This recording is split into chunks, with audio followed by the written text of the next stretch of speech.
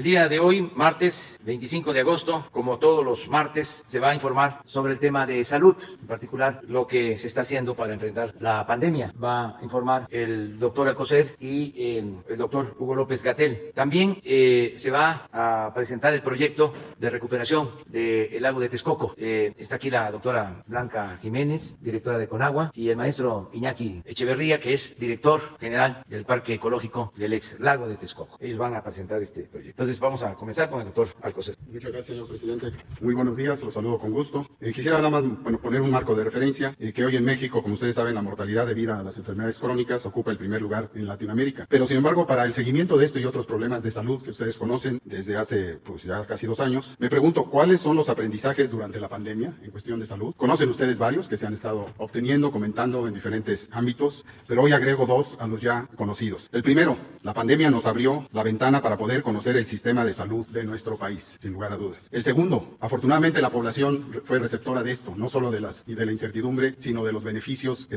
trae, lo afirmo, la pandemia, que es que pudimos y estamos aprendiendo a manejar nuestros propios riesgos ante el virus. Conocemos a la par en todo el mundo de qué es el virus, cómo ataca, a quién ataca, por qué lo ataca, cómo contrarrestarlo, la vacuna, los medicamentos, etc. Pero puntualmente vamos fabricando nuestros propios riesgos y cómo entenderlos, cómo cuidarlos y cómo hacia el futuro prevenir lo que pudiera venir todavía con esta pandemia y otras que la humanidad puede estar esperando. Por eso en el Pulso de la Salud, hoy empezaremos en 2 fases, un tema muy sensible, conocer el personal de salud con que cuenta nuestro país. En la carrera médica personal, fui testigo del déficit de médicos, del déficit de enfermeras, de la falta de especialistas, así como de camas para hospitalizar a los pacientes, no COVID, estoy hablando de antes de esto como parte de mi historia. El contraste con las recomendaciones que fija la Organización Mundial de la Salud es contundente, no es discutible. Cuando tuvimos el honor de acompañar al señor presidente Andrés Manuel López Obrador en la visita a los 80 hospitales del Instituto Mexicano del Seguro Social Bienestar, ratificamos esta realidad. Y reitero, sin duda alguna, la pandemia del COVID-19 transparentó más aún esta triste situación. Bien, ¿cómo enfrentamos estos y otros retos?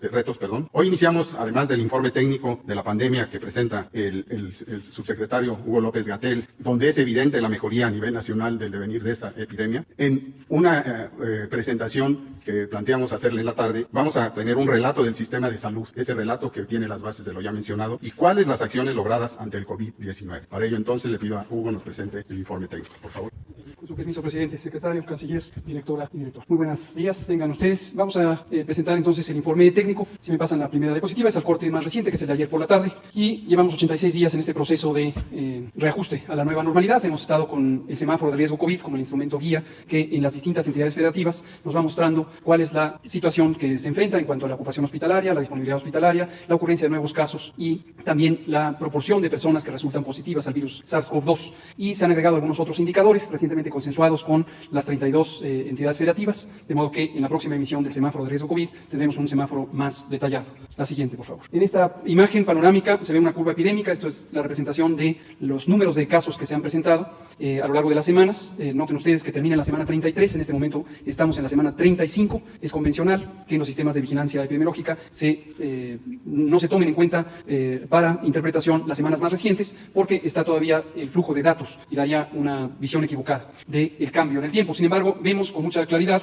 que desde la semana 29 tenemos un descenso en el número de casos registrados. Lo que está en la zona oscura de las barras que se ven en la gráfica, en la parte alta, son aquellas personas que teniendo los síntomas de COVID se les hicieron pruebas de laboratorio y se descartaron como infectadas por el virus SARS-CoV-2, pero lo que está en las zonas claras de la imagen son los casos observados y confirmados. Tenemos que 43% de las personas en la semana 32 tenían el virus SARS-CoV-2, de las personas que se presentan con síntomas, y esto también muestra un claro descenso desde más del 52% hasta el 43% que tenemos ahorita. Este es un indicador muy importante que se usa universalmente para identificar con otros indicadores la reducción de la epidemia. Por lo tanto, es clara la tendencia al descenso y tenemos ya 28 entidades federativas que tienen una reducción de al menos 2 semanas sostenidas y algunas ya hasta 7 semanas sostenidas de reducción en la epidemia, tanto en la ocurrencia de nuevos casos como la hospitalización y como las muy lamentables defunciones. En la siguiente imagen lo que vemos es otros indicadores. Estos son los casos estimados. Aquí consideramos también cuáles de aquellas personas que han sido registradas y están esperando su prueba de laboratorio podrían terminar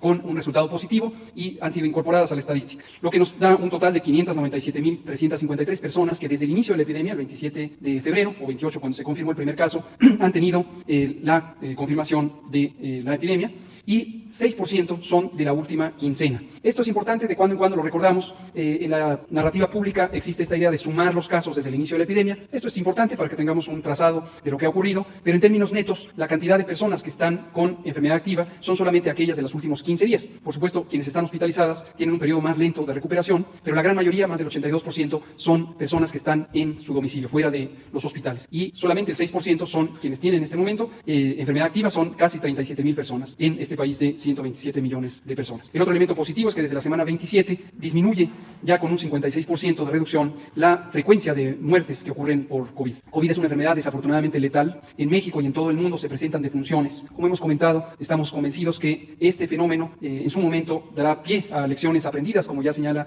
el doctor Alcocer, secretario de Salud. Y una muy importante es cuál es el estado de salud de nuestra población antes de este evento agudo. Y es muy notorio que la mitad de la mortalidad en México mueren casi 725.000 personas por año, y la mitad fallecen por enfermedades asociadas con una mala nutrición, enfermedad metabólica crónica, enfermedad cardiometabólica, es decir, diabetes, enfermedad cardíaca y cerebral circulatoria, cánceres, múltiples cánceres, enfermedad del hígado, en donde la mala nutrición tiene un papel preponderante. Cuando tuvimos la epidemia de COVID, quedó claro en México y en muchos países del mundo que este sustrato de enfermedad crónica fue un elemento muy importante para determinar la mortalidad, y así es que más del 80% de las personas que han fallecido por COVID tenían estas condiciones de enfermedad que les hicieron susceptibles a fallecer, además de la edad avanzada, que también es otro de los elementos de riesgo. En la siguiente imagen lo que vemos es la ocupación hospitalaria que presentamos todos los días.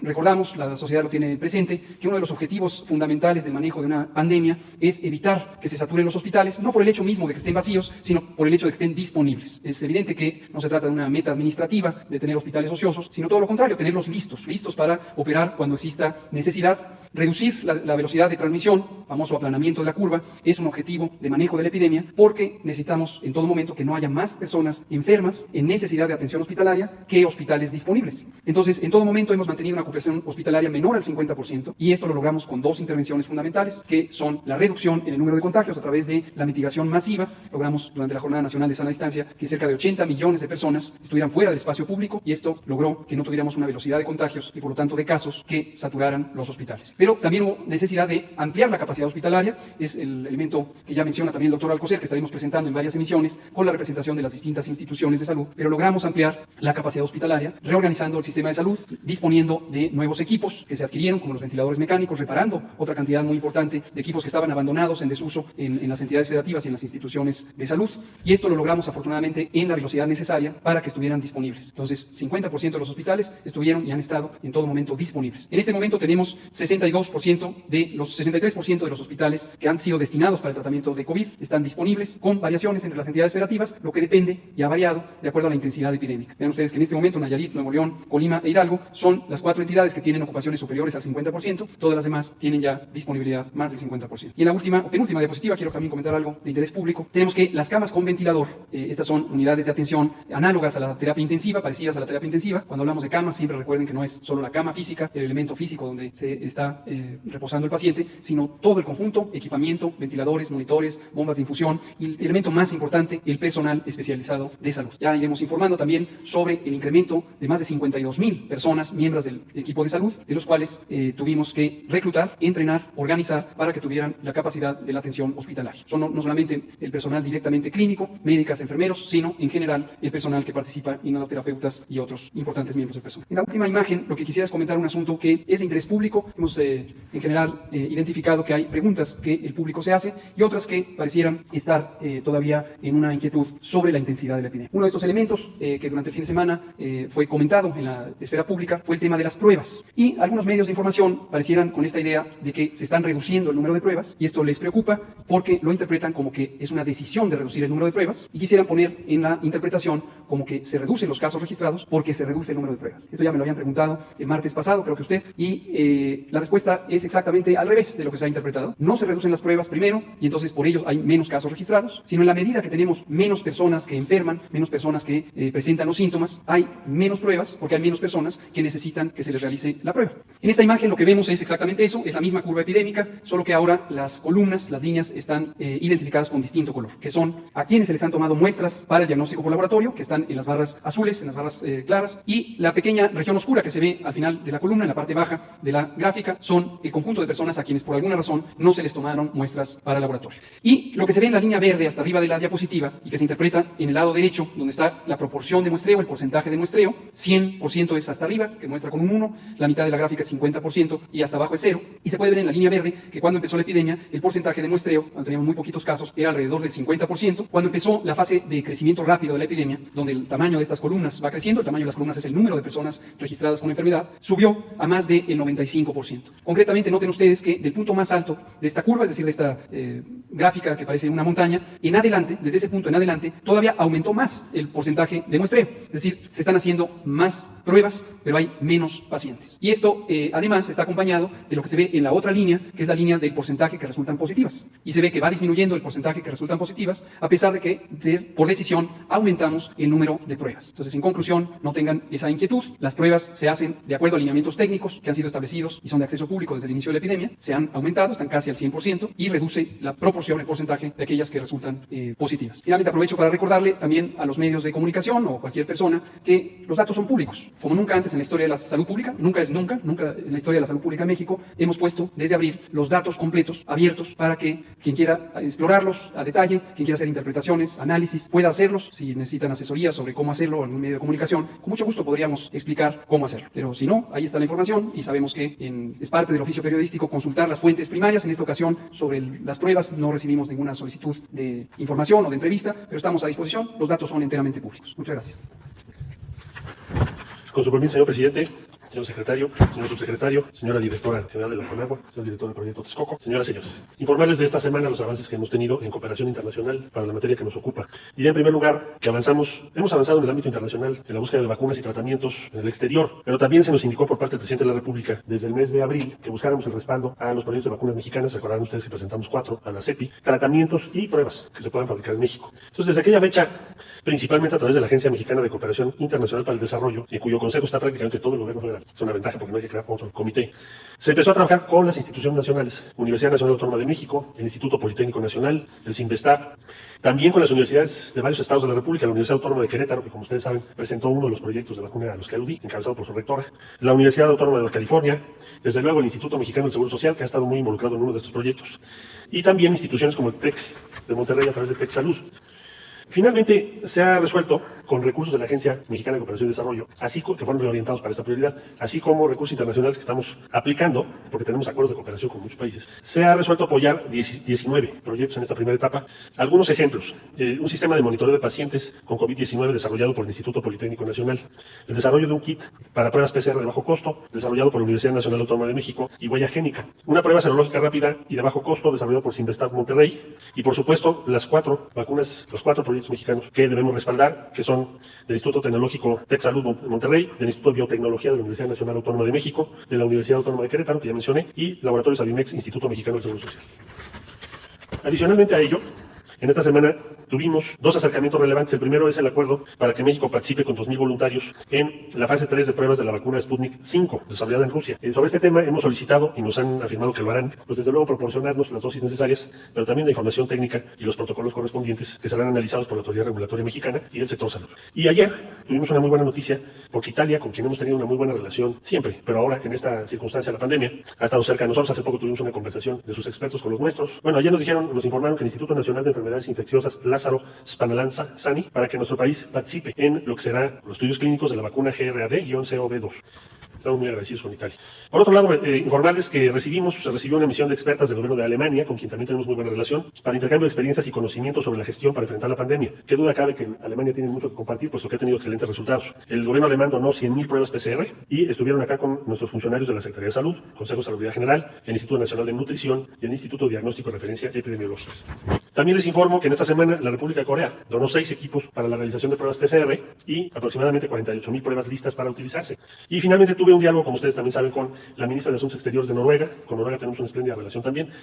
Como ustedes saben, en Oslo está la sede de la Coalición para la Innovación en la Preparación para Pandemias. Y también conversamos, además de CEPI, de las propuestas comunes en la ONU, porque Noruega coincide con la postura que el presidente López Obrador ha promovido en el G20 y después ante la Asamblea General de la ONU, de que el acceso a las vacunas debe ser universal. De ahí les pasaría a informar del tema de los consulados en los Estados Unidos. Están funcionando todos todos, salvo dos, uno que tiene reducción de servicios y otro que nos pidieron que no tuviese actividades presenciales. Todos los demás están funcionando normalmente. Lo más relevante en la semana es que se está extendiendo el sistema de pruebas gratuitas de COVID-19. Esta semana Raleigh y Orlando empezaron también a proporcionar ese servicio de manera gratuita. Y por último, informarles que la Ventanilla de la Salud, que se trabaja junto con la Secretaría de Salud, allá en todos los consulados, ha atendido 2.327.903 personas, de las cuales de manera directa están los consulados apoyando a 476.192. Algunas imágenes de lo que se hace en San Diego: visita con nacionales hospitalizados; en Atlanta, jornada dominical; y en Los Ángeles, entrega masiva de despensas de alimentos.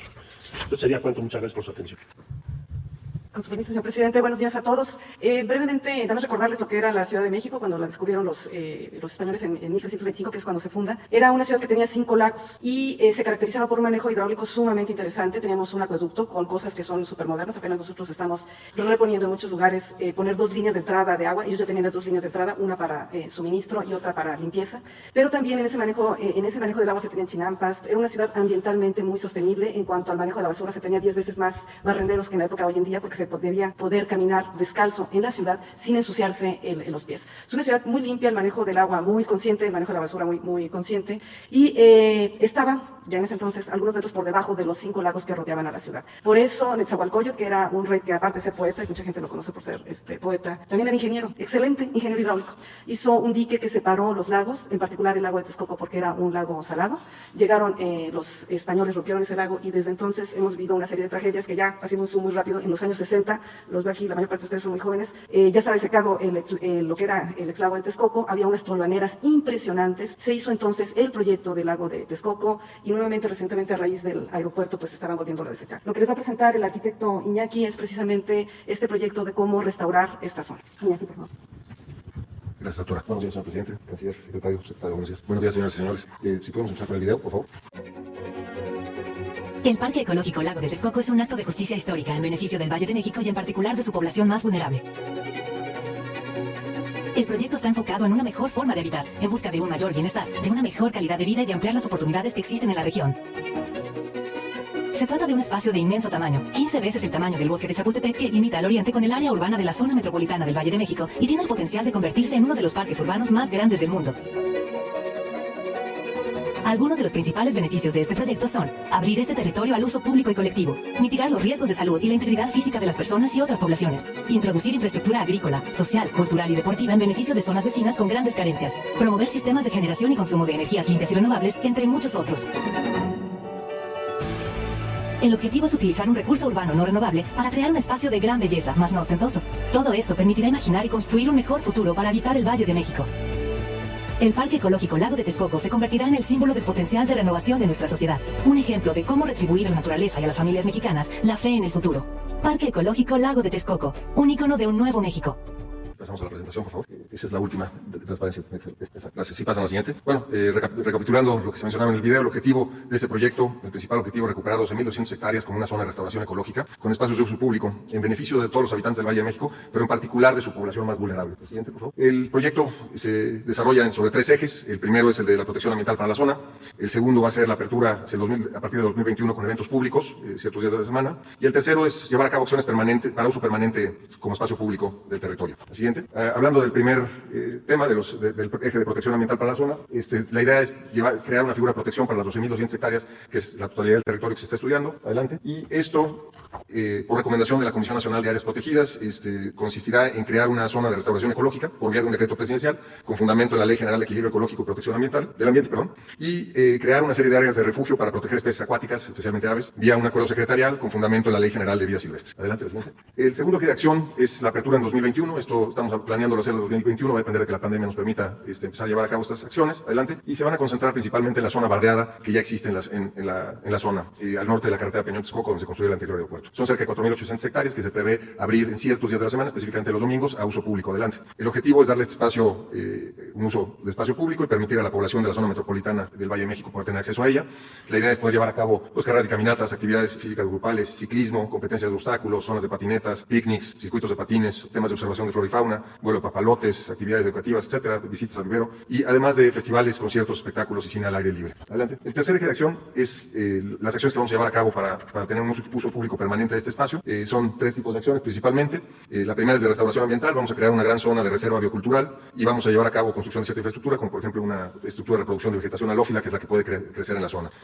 La segunda son los cuerpos de agua, lo que se refiere a cuerpos de agua. Primero a lagunas y humedales que van a recuperarse para dar acceso público, como Laguna Bocarrillo, la Ciénaga de San Juan, la Laguna Jalapango y Texcoco Norte, y quizá la laguna recreativa. Y después están los cuerpos de agua para regulación hidrológica, que se mantienen y se van a recuperar y conservar y mantener como un elemento de paisaje, como puede ser Casa Colorada, Patitos y todos los drenes y canales que existen en la zona. Finalmente, el equipamiento deportivo, social y cultural, pues se va a construir un parque deportivo, se van a equipar los perímetros de los cuerpos de agua y se van a construir módulos de servicio de emergencia en toda la zona. Adelante. Estas acciones distribuidas en el territorio, pues principalmente se refieren a 2 zonas, al sur, el polígono que le estamos llamando Nahuacarrillo, al norte, el polígono Bardeado, que ya existe.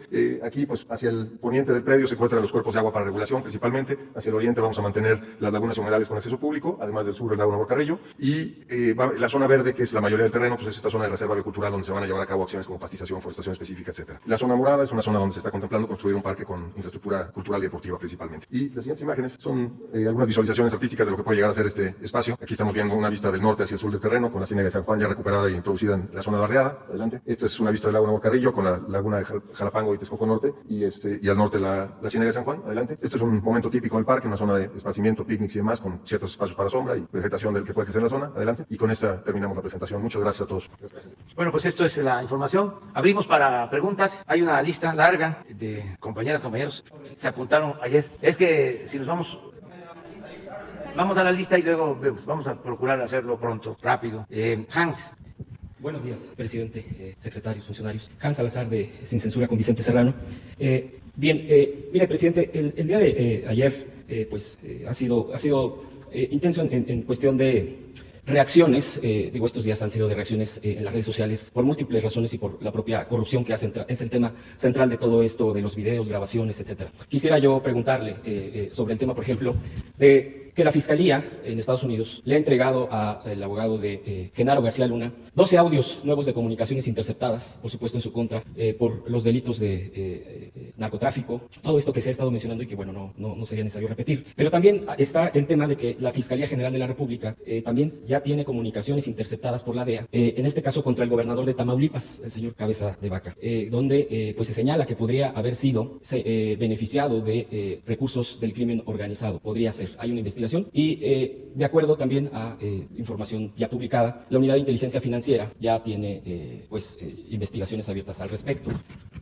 También es importante comentar que el expresidente Calderón en todo este escenario, por eso los estoy citando, ha tuiteado permanentemente, ha estado expresándose en torno a un ataque permanente, ¿no?, a su actuar, al actuar de usted. Por ejemplo, si está promocionando la rifa en alusión al avión presidencial, usted ya ha lanzado un video promocionando esta rifa y reacciona de manera virulenta permanentemente. Ya ha dicho que por qué no sube, por ejemplo, el video de su hermano, de David León, que ya usted ha abordado en una conferencia pasada. Pero reaccionando a esto, por ejemplo, Abraham Mendieta, un activista y que ha estado permanentemente también actuando en el periodismo, le responde con un video de la tuta, donde ya no es nuevo, donde señala que la hermana de Calderón que recibía favores de este narcotraficante que actualmente está preso. En fin, todo este escenario, y esa es la pregunta, presidente, nos lleva a una crispación y una situación delicada. Después de esta reacción de este tuit a Calderón, recibe ya amenazas directas, por ejemplo, Abraham Mendieta. La semana pasada fue asesinado, por ejemplo, ya también un periodista en Coahuila. Y bueno, empieza a enrarecerse todo este tema entre videos, grabaciones, etcétera. Yo le pregunto, presidente, para que en el riesgo de que no se siga desbordando esta situación, ¿qué es lo que se ha tratado en las mesas de seguridad pública frente a todo este escenario tan complejo que tenemos en el país? Yo creo que es un momento importante, estelar en la historia de México, y debemos de verlo positivo. Tenemos la gran oportunidad, los mexicanos, de desterrar la corrupción, si no de manera definitiva, para ser objetivos, sí de alejarla por mucho tiempo de la vida pública, de acabar con la peste de la corrupción. Yo creo que no se había presentado en mucho tiempo una oportunidad como esta. Entonces no debemos dejar pasar esta oportunidad y debemos ir al fondo. Y tenemos elementos. Hay 2 casos emblemáticos, graves. Las declaraciones del exdirector director de Pemex, del señor Lozoya, que involucra a expresidentes, a funcionarios, a legisladores que recibieron sobornos, según el señor Lozoya, o autorizaron actos de corrupción. Y el otro asunto, también emblemático, es el del señor García Luna, de cómo el secretario de Seguridad Pública durante el gobierno de Felipe Calderón estaba al servicio de una de las bandas de la delincuencia organizada. ¿Cómo se puede parecer o es lo más cercano a un narcoestado? Porque la acusación que se le está haciendo al señor versa sobre sobornos recibidos para permitir actividades ilícitas del narcotráfico y al mismo tiempo combatir, desaparecer a otras bandas rivales. Se habla de que se recibió dinero y que había contubernio. Esto pues es gravísimo. Entonces, ¿qué se tiene que hacer? Actuar con responsabilidad y hacer valer el Estado de Derecho. Que la Fiscalía General de la República, que es un organismo autónomo, lleve a cabo toda la investigación, como lo está haciendo, y que se logre saber a ciencia cierta lo sucedido, que se conozca la verdad, que se recupere lo robado y que se castigue a los responsables. Entonces, no debemos molestarnos, no verlo como algo negativo, polarizante, de confrontación. Al contrario, si todos ayudamos, todos los mexicanos, a que ya no haya en el futuro actos de corrupción, México va a dar un salto hacia adelante de grandes dimensiones. Es el renacimiento de México, porque nada ha dañado más a México que la corrupción. Pero eso hablo de la peste. Un país con tantos recursos naturales, con tantas riquezas, con un pueblo bueno, trabajador, que no sale adelante, que no progresa, que por el contrario tiene millones de mexicanos en la pobreza. ¿Cuál es la explicación lógica? Pues lo hemos dicho muchas veces, la corrupción que había imperado. ¿Cómo es posible que en Dinamarca, que no hay corrupción, no hay pobreza, no hay inseguridad, no hay violencia? Y así otros países. Los daneses no saben qué es la corrupción. Es algo ajeno completamente a su vida pública y hasta a su vida personal. Por eso tienen establecido el estado de bienestar, pensiones para adultos mayores, servicio médico gratuito, educación gratuita, nivel de desarrollo de primera, pero no hay corrupción. Y así otros países. La tragedia de México ha sido siempre el que ha imperado la corrupción y sobre todo en este último periodo que se dedicaron a saquear. ¿Cómo resolvemos este asunto? Pues con apego a la legalidad, con un auténtico Estado de Derecho que no existía, era un Estado de chueco, de cohecho. Ahora pues está demostrando de que no hay impunidad. ¿Cuándo se había llegado a que un exdirector de Pemex, un alto funcionario, declarara sobre actos de corrupción? ¿Cuándo se había contado con un testimonio público oficial de 60 cuartillas con el relato de actos de corrupción como está expresado en la denuncia del señor Lozoya, más las pruebas que tiene que presentar? Por eso hablo de que es un momento estelar. Lo de García Luna, toda la información, en efecto, todavía antier, más pruebas en el juicio. No solo llamadas, o eso es lo que se entiende, sino investigación sobre cuentas bancarias, sobre manejo de dinero. Pues vamos adelante a limpiar y todos debemos ayudar. Y en el caso de los expresidentes, para que no me vayan a acusar de vengativo o de verdugo, hay manera, de conformidad con la Constitución, de que se lleve a cabo una consulta y que decidamos entre todos. Ahí lo expuse ayer, 3 posibilidades. Y se está en tiempo, porque no se podría llevar a cabo una consulta si no es del 1 de septiembre, mejor dicho, la solicitud, si no se cumple con el procedimiento. Del 1 al 15 de septiembre. Y de casualidad coincide de que hay esa oportunidad porque estamos en vísperas de ese término. Si se solicitara el 16 de septiembre, ya no. Ya en todo este año no se podría, ni el año próximo. Es del 1 al 15. ¿Y cómo se puede llevar a cabo la consulta? Repito, si el 2% de los ciudadanos inscritos en el padrón electoral lo solicita. O sea, se necesitan 1.500.000, 1.600.000 firmas que se tienen que entregar antes del día 15 de septiembre. Lo segundo, que establece la Constitución y la ley de la materia, es que se puede llevar a cabo la consulta si lo solicita la tercera parte de los legisladores de cualquiera de las cámaras, ya sea la Cámara de Diputados o la Cámara de Senadores. Y la tercera posibilidad es que la consulta la solicite el presidente. Ya ayer se habló de esto. A mí me gustaría mucho que fuesen los ciudadanos. Que los ciudadanos que están porque se juzgue a los expresidentes den su firma. ¿Quién organiza? Los mismos ciudadanos, la misma gente. Si no pueden los ciudadanos, en segunda instancia, los legisladores. Y yo me quedo hasta el final porque no necesito recoger firmas, es presentar el escrito. Vamos a ver qué sucede. Si lo solicitan los ciudadanos, presentan las firmas, ya pasa esa solicitud a la Suprema Corte de Justicia. Y ahí se decide si se cumple con los requisitos y si es constitucional la consulta. Y luego de esa resolución va al INE para que se lleve a cabo la consulta. Hay 2 posibilidades. Una es que sea el mismo día de la elección federal, el año próximo, creo que 6 de junio. Y la otra posibilidad es que sea, creo que en agosto. Eso lo decide en la Suprema Corte. Si es por solicitud de los legisladores o del presidente, tiene que aprobarse en las cámaras. Y ya ahora estoy informado que se aprueba en las cámaras con mayoría simple. Esto es muy importante, lo de la consulta, porque son 2 vías. La Fiscalía hace su trabajo, los jueces hacen su trabajo y si resultan implicados los expresidentes, hay que decidir. Y tenemos también que resolver entre todos. Y desde luego tienen que participar constitucionalistas, tienen que participar abogados, tienen que participar los integrantes tanto de la Fiscalía como del Poder Judicial para resolver sobre el artículo 108 de la Constitución, que establece que a los presidentes solo se les puede juzgar por traición a la patria. Este es un asunto que se debe de resolver. Yo estoy porque si se va a juzgar a expresidentes, que sea sea mediante una consulta, que sea la gente, la mayoría, la que decida. Yo voy a votar en contra, tengo mis razones y las voy a exponer. Ya las he dado a conocer y voy a seguir argumentando. Pero en la democracia el pueblo manda. De todas formas, es un ejercicio único, histórico, porque la corrupción se solapaba, no estaba ni siquiera en el discurso oficial, no se hablaba de corrupción y era el principal problema de México. Y ahora, qué bien que todos los días se hable de este tema y no tener ninguna preocupación. Y en cuanto a mi situación, no está de más decir tres cosas. Primero, precisamente para que no haya esta protección a los presidentes, estoy solicitando que la primera iniciativa que se discuta y en su caso se apruebe a partir del día 1 de septiembre sea la de quitar el fuero al presidente, para que el presidente en funciones pueda ser juzgado por cualquier delito, como cualquier ciudadano. Segundo, que no voy a permitir que nadie lleve a cabo actos de corrupción, sea quien sea, ya lo he dicho y lo repito, aunque se trate de mi familia. La gente nos dio su confianza porque quiere que se limpie la corrupción y yo no le voy a fallar al pueblo. Y lo tercero, siempre he hecho de mi vida pública una línea recta. Por eso no tengo ningún temor para ser investigado y estoy dispuesto a declarar y a participar en todo lo que se me involucre. Este caso de mi hermano, claro que voy, si me convocan de la fiscalía. Ya lo he dicho, no es la primera vez que voy a defenderme y siempre he salido de la calumnia ileso. Y aprovecho también para ir a hablar de los que me acusen. Aprovecho para aportar pruebas, como le llaman los abogados, supervinientes. Así es, ¿verdad? Sí, aprovecho el viaje. Para que quede esto completamente claro. No, pero le estoy pidiendo de manera respetuosa a los legisladores que sea la primera. Eso lo van a decidir ellos porque son independientes, son autónomos. Pero ya llevan mucho tiempo. Esa iniciativa la envié hace como un año o más y ahora les estoy pidiendo que se apruebe. Es que no llegaron a acuerdo en las cámaras, pero es muy sencillo, es quitar el fuero, que el presidente se le pueda juzgar por cualquier delito en función, y el que nada debe, nada teme. Entonces, no preocuparse, el expresidente Calderón pues está en su derecho de manifestarse y todos tienen derecho a la defensa, de argumentar, de cuestionar. Qué bien que existe este debate, nada más tiene que haber respeto y que no haya amenazas. Además, no hay que dejarse intimidar, nada de que ya me amenazaron, ya me intimidaron. Pues sí, está mal, pero la libertad no se implora, se conquista. Imagínense si nos dejamos intimidar, tenemos que defender la libertad. Y si las cosas, desde luego, pasan a mayores, pues para eso está la autoridad. Presidente, pero por ejemplo, para que no pase a mayores en ese punto, ¿usted estaría de acuerdo que una consulta, como ya lo ha mencionado, alejaría nubarrones de violencia política? Sí, ayuda, porque si no, no se resuelve. Ya que la gente, que el pueblo que es el que manda, decida qué quiere. Y es muy claro, ¿quieres que continúe la corrupción? ¿Que se sigan robando el presupuesto? ¿Que sigan haciendo jugosos negocios al amparo del poder? ¿Que siga gobernando el crimen organizado? ¿Que siga siendo México un país de la delincuencia de cuello blanco o de la delincuencia organizada? ¿Quieres que se tenga una prensa, medios de comunicación subvencionados? ¿Quieres tener intelectuales orgánicos vendidos o alquilados al régimen? ¿O quieres que haya un verdadero Estado de Derecho, que haya libertades, que haya democracia, que se tenga como forma de vida, como forma de gobierno la honestidad?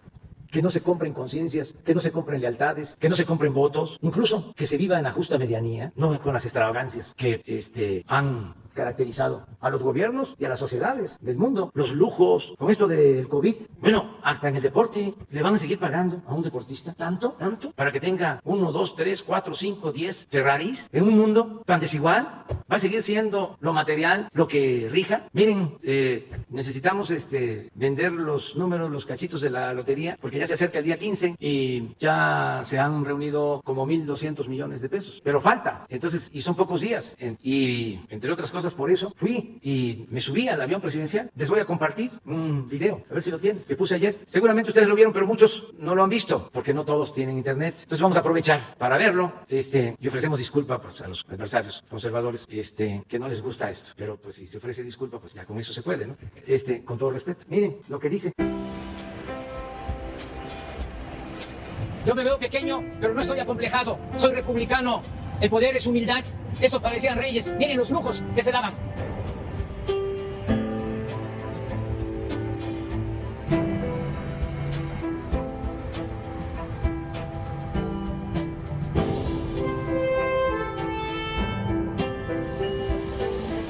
Habiendo tanta pobreza, esto es un insulto. Ese avión lo vamos a rifar el 15 de septiembre.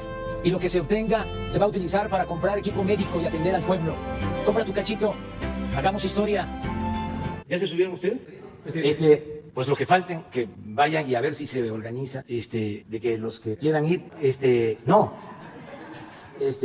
vayan a verlo. Bueno, este es el coraje del señor Calderón. Él lo compró Entonces, y se lo dejó al licenciado Peña Nieto.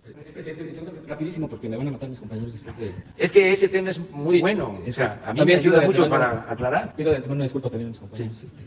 Rapidísimo, hay en Coatepec, Veracruz, presidente, hay 500 familias afectadas por una invasión de una zona boscosa de una naturaleza impresionante, con 37 especies endémicas, 86 en peligro de extinción. En fin, este tema incluso ya han recurrido a la SEDATU, y la SEDATU no quiere entregarles el deslinde de su propiedad, porque bueno, pues aquí hay mucha gente grande y adulta que pues está sufriendo, porque pues a partir de este tipo de invasión, pues ya hay violencia, hay amenazas, ya hay agresiones. Entonces, pues sería nada más ese punto, presidente, para que se pudiera atender por parte de SEDATU, revisar esto antes de que llegue a más. Gracias, presidente. Sí, con Román Meyer se ve. Le agradezco. Gracias. De acuerdo. Carlos Pozos.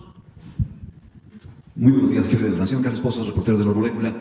Justo hoy, a una semana de su segundo informe presidencial, quisiera recordar que el 1 de septiembre de 1976, hace 44 años, en su sexto y último informe, Luis Echeverría Álvarez devaluó nuestra moneda, que mantenía una paridad desde 1954, una relación de 12.50 con respecto al dólar estadounidense.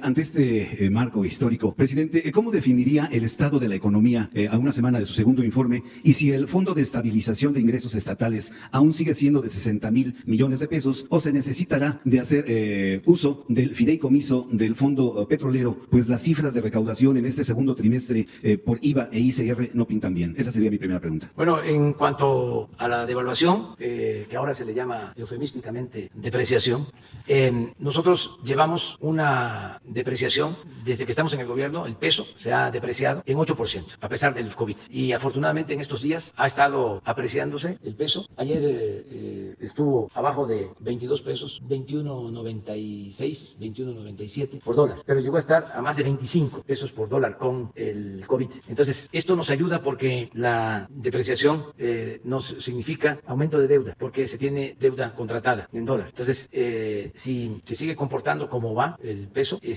no nos va a afectar tanto. ¿Cómo está la economía nacional? Yo diría que recuperándose. No caímos en la tentación de endeudarnos, como lo hicieron otros países, que con la pandemia se endeudaron como nunca. Entonces va a pasar. La pandemia tiene que pasar, ya está pasando afortunadamente, y se va a poder observar cuál fue la mejor estrategia en lo económico para enfrentar la crisis. Y yo estoy seguro que la estrategia nuestra, que ha sido del todo nueva, la vamos a patentar, que es una muy buena vacuna contra las crisis, no de corte neoliberal, sino en el marco de la economía moral, está dando resultados. Nos estamos recuperando, y la deuda de México, el aumento, tiene que ver con la depreciación y con la caída de la economía, pero no con nuevos créditos. Y en otros países, Alemania, en Europa, España, la mayor parte de los países, el crecimiento de deuda fue, yo diría, desproporcionado. Ya ni hablemos del crecimiento de la deuda en Estados Unidos, muchísimo, pero son otras economías. Lo que estaba mal es que un país como el nuestro, con tantas carencias, con una economía no robusta, cuando se presentaba una crisis, se recurría a la deuda, como lo hacen países que tienen mayor fortaleza económica. No es recomendable en ningún caso, pero pues podría Alemania, como lo está haciendo, incrementar su deuda hasta en 10, 15, 20 puntos del Producto Interno Bruto. Es una economía fuerte, pero en el caso nuestro ya vamos a presentar cómo van a quedar los países endeudados. Y en el caso de nosotros, sí nos endeudamos, ya lo hemos dicho, tenemos que destinar más presupuesto al pago de intereses de deuda, y es menos dinero para el desarrollo, para la educación, para la salud, para la creación de empleos, para el bienestar de los mexicanos. Entonces nuestra fórmula está funcionando. Mi segunda pregunta, señor presidente. La colega Dolia Esteves, el fin de semana, considera que publicar videos a modo no es periodismo de investigación. Esta pregunta se la hago porque usted la semana pasada, no sé si fue el jueves, exhortó al señor de Mola a que presentara los videos ante la Fiscalía General de la República y la denuncia correspondiente. La pregunta sería saber si usted tiene información de si la autoridad lo requirió a que declare al respecto este señor, o qué sucederá. Y si me permite, presidente, ¿cuánto daño le hizo a México el fuero de los presidentes de la República, senadores y diputados? Bueno, no sé cómo esté lo del video de mi hermano y de David, si ya presentaron las denuncias, ojalá ya lo hayan hecho. De todas maneras, el informe que tengo es que David León va a presentar su informe, se va a poner a disposición de la Fiscalía. Yo espero que mi hermano haga lo mismo, y yo estoy también, repito, en disposición de asistir o de enviar el informe que me soliciten. Para decirlo con más claridad, estoy dispuesto a ir a declarar. ¿Por qué fue este video? Porque lo otro es muy fuerte, y entonces quieren equiparar, es decir, lo que hemos padecido durante muchos años. Aquí lo he dicho en otras ocasiones. Los que se sentían dueños de México buscaban desanimar al pueblo, diciendo de que todos éramos iguales. millones para que la gente no participara y ellos siguieran dominando, mandando. Y pues no somos iguales. Repito, a mí me pueden llamar peje, pero no soy lagarto. Entonces pensaron que con eso, porque incluso lo supe antes de que lo publicaran, porque el mismo David León me buscó y me están hablando de que tienen un video. Y lo que le dije, pues que lo saquen y que se diga la verdad. Y no tenemos nada que ocultar, porque pensaban que con eso nos iban a detener. Al contrario, ya cuando se toca la dignidad, como decía el Quijote, cuando se trata de la dignidad y de la vida, se puede poner en riesgo hasta la vida. Cuando se trata de la libertad y de la dignidad, se puede poner en riesgo hasta la vida. ¿Qué decía un liberal potosino, Ponciano Arriaga? Entre más me golpean, más digno me siento. Entonces, vamos, es lo mismo de los medios, de articulistas, los intelectuales orgánicos. ¿Cómo no van a estar enojados si recibían contratos de los grupos intelectuales oficiales? ¿Como Nixos? Recibían muchos apoyos del gobierno. Esas revistas las compraba el gobierno, casi toda la edición. O sea, las suscripciones. Cuando Salinas, para todos los grupos, había recursos. Pero esto hasta el gobierno pasado. Vendían libros, documentales, millones de pesos. Por eso callaban. Nunca vieron la corrupción. Algunos de ellos tuvieron de maestro a don Daniel Cosío Villegas, que se dedicó a decir que la Revolución Mexicana había fracasado. Utilizó un término: se tronchó la vida de la Revolución Mexicana por la corrupción. Y a estos alumnos se les olvidó don Daniel. Por eso están enojados y firman manifiestos. Y el gobierno es autoritario. No, es que tenemos que cuidar el dinero del pueblo. Ya no pueden haber esos abusos. ¿Cómo es que un escritor, un periodista en México llegaba a recibir libre hasta $1 millón de pesos mensuales y a veces más, y residencias y departamentos en el extranjero? Y yates. Se daban la gran vida, vivían colmados de lujos, de privilegios, viven porque pues, no se les va a acabar, pero les quedó el ansia y por eso están enojados. No es que se les limite la libertad, no. Imagínense cuánto nos estamos ahorrando cada año, nada más por no entregar esas subvenciones. Mínimo nos ahorramos 20,000 millones de pesos, es bastante. Presidente, ¿y por qué no acabar con la publicidad gubernamental a todos los medios? Eso nos haría independientes y libres si no se dependiera de esa publicidad. Los medios alternativos en su administración no hemos recibido una sola página, un banner, una sola publicidad, y Televisa, el radio, periódicos, ellos han llevado el monto fuerte. Vamos a analizarlo, no lo descartemos. Pero yo soy partidario que si se destina una cantidad para garantizar el derecho a informar, pues tiene una justificación. Además, el pueblo tiene que estar informado y esa es la función de los medios. Y además, en muchos medios se trabaja ese empleo, lo que se tiene que buscar también, pero eso tiene que ser iniciativa propia, voluntaria. Ahora sí que la prensa se controla con la prensa, se tienen que autorregular, autolimitar, de que no tengan al interior de un medio también tanta desigualdad, que los directivos en aviones, en yates, ¿no?, dándose vida de reyes, y los trabajadores ganando muy poco, maltratados, también eso al interior. Y los periodistas famosos, los columnistas. Por eso es muy interesante el tiempo que estamos viviendo, porque yo le decía a un director de un periódico, amigo, decía: oye, ¿para qué gastas tanto con los articulistas? Les debes de pagar 300, 500, 1 millón al mes. ¿Por qué no haces una cuenta? Porque mi amigo director o dueño de un periódico, pues tiene como mi edad o un poco más, y nosotros somos de una generación en donde el periodismo, ¿no?, era todo, pero resulta que en los últimos tiempos ya no es así. Las redes, por ejemplo, los jóvenes que van a estar leyendo un periódico, una columna. Entonces le decía: ¿por qué no haces cuenta? Independientemente del contenido, ¿cuánto los leen? Si se enojan conmigo, pero yo aquí los menciono de vez en cuando y les ayudo. O sea, ¿cuántos los leen? Sería muy bueno eso, así como se hace con los periódicos. A ver, ¿qué tiraje? Hay países en donde se tiene que probar, certificar el tiraje. Bueno, pues lo mismo con articulistas. A ver, ¿cuántos? Me estoy metiendo en un asunto que corresponde, ya lo dije, a los medios, es decir, a la vida interna de los medios, pero también eso requiere de un cambio. Pero no se acepta, es un asunto de mentalidad, que ya es otra la sociedad. Se les olvida que no se puede poner vino nuevo en botellas viejas, pero ahí van a ir poco a poco entendiendo que son otros tiempos. No sé si ese mismo amigo me platicó de que le redujo, no por la plática conmigo, no me vayan a echar la culpa a mí, pero que pues, por la situación económica le bajó, y él pensó de que de estas figuras, ¿no?, iba a decir: pues ya no escribo. No, ahora ya no les importa tanto el dinero, sino mantener el espacio, porque tienen otras fuentes de financiamiento, otras. Gracias, presidente. Muy bien, Paul. Buenos días, presidente. Paul Velázquez, desde Los Mochis. Ni uno más, ni un corrupto más en gobierno.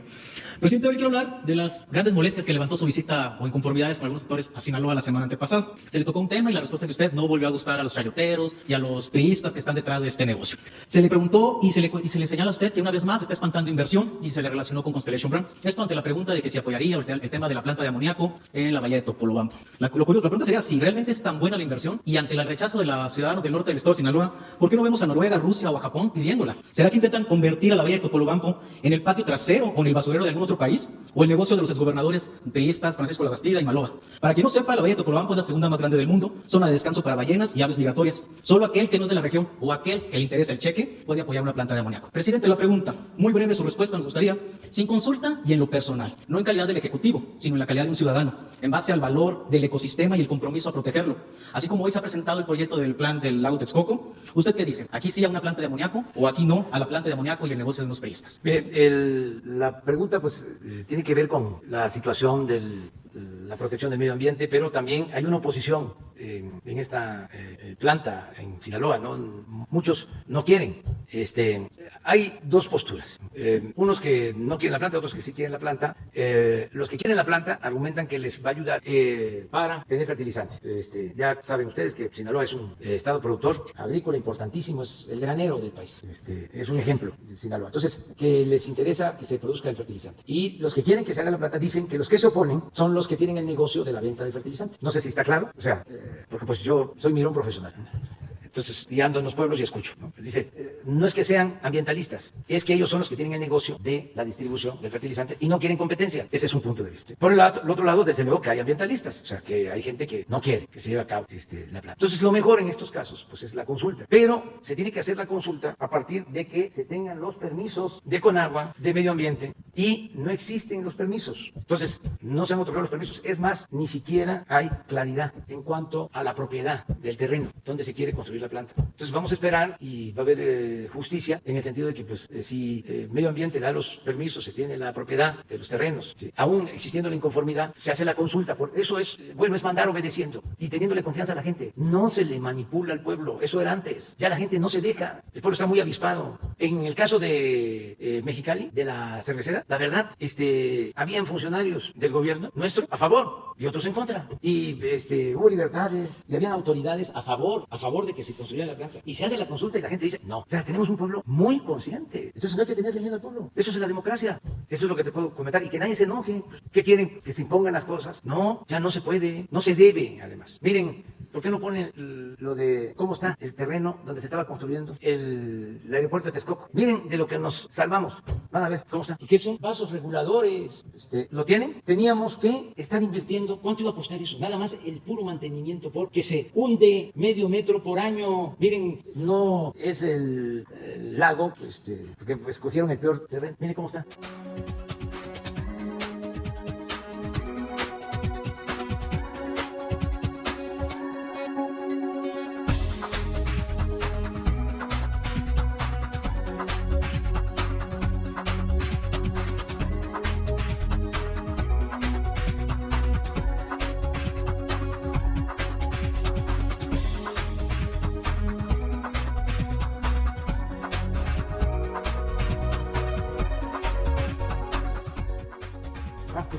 No.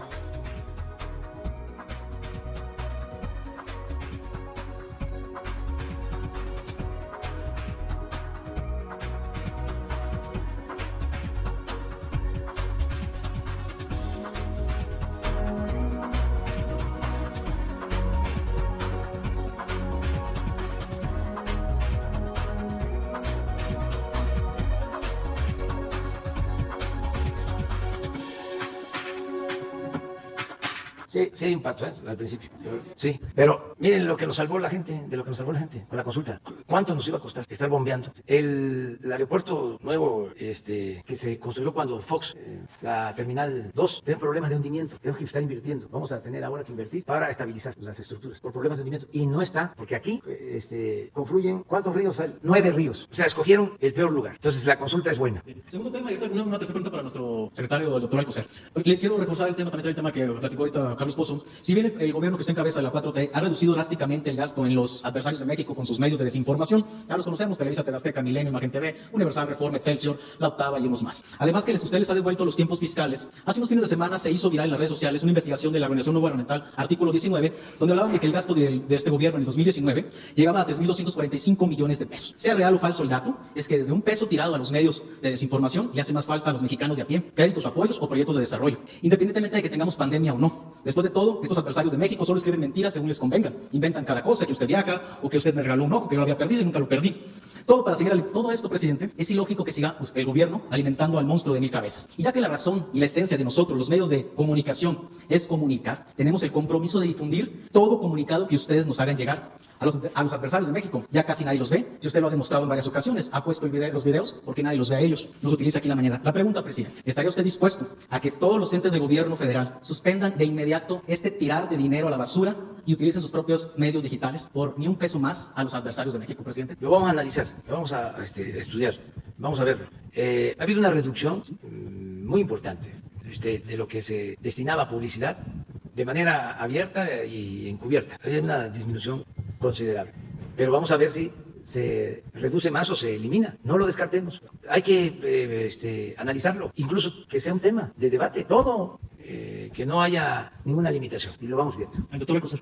Doctor, este viernes es un día especial para México. Se celebra viernes 28 de agosto, el Día del Abuelo. Algunos con familia y muchos otros en asilos. Algunos abandonados, olvidados y hasta maltratados. Muchos con documentos oficiales no actualizados, actas de nacimiento, identificación con errores, sin pertenecer a sistemas de salud. Además que es difícil su movilidad, tanto en lo personal como trasladarlos de los asilos a los centros de salud. Los asilos con deficiencias en infraestructura, alimentación, medicamentos y una gran falta de pañales. Médicos, terapeutas y personal de apoyo. Invito al gobierno federal, a usted, presidente, y al secretario de Salud, que si ojalá este viernes pudieran presentar un programa para ellos. Los invito también a conocer el asilo Santa Rosa, afuera de la ciudad de Los Mochis, que aunque tiene un excelente patronato de hombres, mujeres, empresarios y médicos que han dado el todo, se tienen deficiencias. La petición es clara. Este viernes 28 de agosto se celebra el Día del Abuelo. Necesitamos una dependencia del gobierno federal que vaya de camino con la Secretaría de Salud, con un plan de trabajo y respaldo para ellos, que apoye los trámites para actualizar y corregir errores en actas de nacimientos, identificación, credenciales para suspensiones, ayuda en las necesidades como medicamentos de diabetes, hipertensión, terapias para garantizar su independencia de aparatos como andaderas y bastones, y suministros como pañales y en algunos casos infraestructura básica. Las albercas para los abuelos no es un lujo, es una necesidad para sus terapias. Son albercas de 2 metros para que sirvan y puedan trabajar los terapeutas. Esa es la invitación para este viernes. Ojalá pudieran darle una buena noticia a México. Gracias, presidente. No, al contrario, gracias por recordar no solo la fecha, sino esta parte importante de la población. Sabemos que estamos en un país joven. Nuestra edad mediana, la edad de la edad del mexicano es de 29 años. Y esto nos señala lo importante de los jóvenes, pero los jóvenes viven por sus padres y por los abuelos. Esta interacción familiar está sustentada en el tata, en el abuelo, en el que nos conduce en muchos aspectos, el humanismo, la historia, la riqueza cultural, el continuar vigilando lo que es precisamente el vivir de todos los días. Pero en nuestro país se abandonó todo este significado, y no quiero exagerarlo, pero se le dio inclusive un entorno de arrumbamiento ante los llamados asilos, que fueron tomados desde el primer día, desde la primera semana de este gobierno en la Secretaría de Salud. Quedó claro que esa forma de ver al humano, la pérdida del humanismo, no cabía en la transformación, y lo estamos sacando. Precisamente ayer tuvimos una reunión del interinstitucional donde esto tiene que volverse a tomar como punta de importante valor humano, no porque ya pasamos el COVID, no, el COVID sigue, y durante el COVID se ha puesto de manifiesto ese valor y esa necesidad. Y desde luego una de las situaciones es que en esos lugares donde se avientan a los familiares, a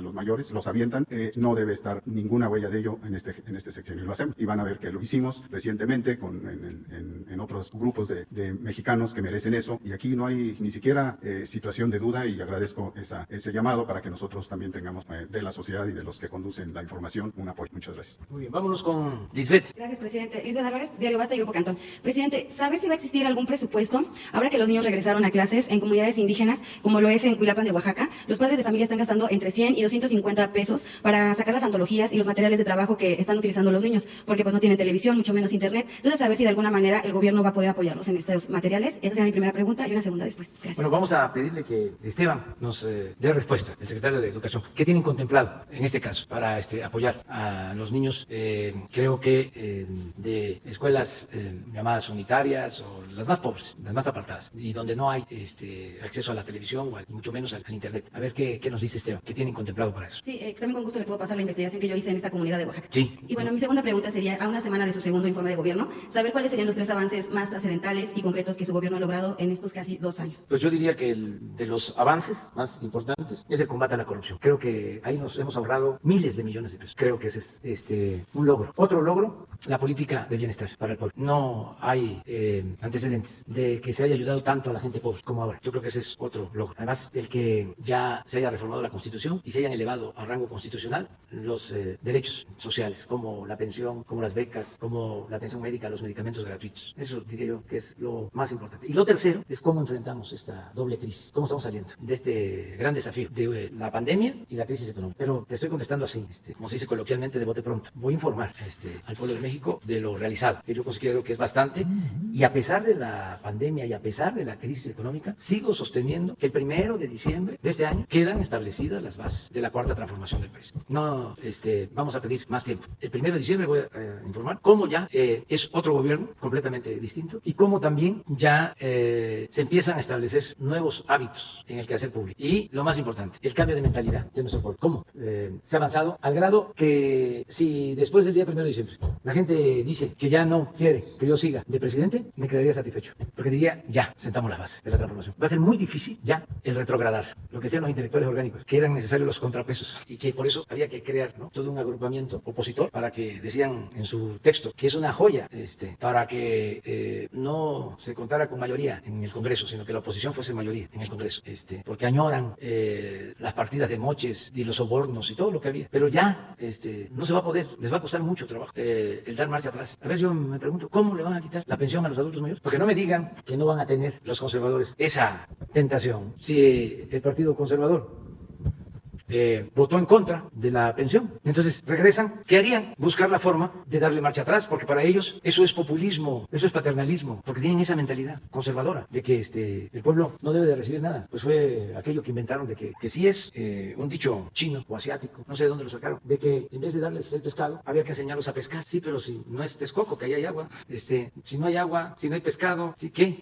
Que se mueran de hambre. ¿Qué no? Si tiene uno una mascota, un gatito, un perrito tan fieles, con tantos sentimientos, ¿qué? ¿No lo cuida uno? ¿No le da uno de comer? ¿O le dice, a ver, vete tú a buscar tu comida, aprende? Entonces, el derecho a la vida es uno de los principales derechos humanos, pero el conservadurismo no entiende eso. No, si hay pobreza, dice, es porque el pueblo es flojo, porque el pueblo no trabaja, y todavía se avientan más cosas. No alcanzan ni siquiera a racionalizarlo, a elaborarlo, pero son partidarios de que el que tiene, pues es afortunado, y mientras el mundo sea mundo, van a haber ricos y van a haber pobres. ¿Por qué? Unos van a tener más suerte en la vida que otros. Entonces, yo no creo en eso. Yo creo que todos tenemos derecho a vivir con justicia, a ser felices. Y para eso es el Estado, para eso es el gobierno, para buscar que no haya desigualdades, que haya justicia y que podamos ser felices. Y no es fácil, pero esa utopía es la que nos debe de impulsar en la vida. Como decía el maestro Galeano, ¿qué es la utopía? Dice, es algo que se coloca a cierta distancia, es como la justicia, y se camina hacia allá, y ya cuando uno piensa que va llegando donde está la utopía, donde está la justicia, se aleja y tiene lo que seguir caminando. Entonces dices, ¿qué es la utopía? Sí, es lo que nos lleva a caminar, lo que nos hace caminar para buscar un ideal. Entonces puede ser difícil, puede ser es un soñador,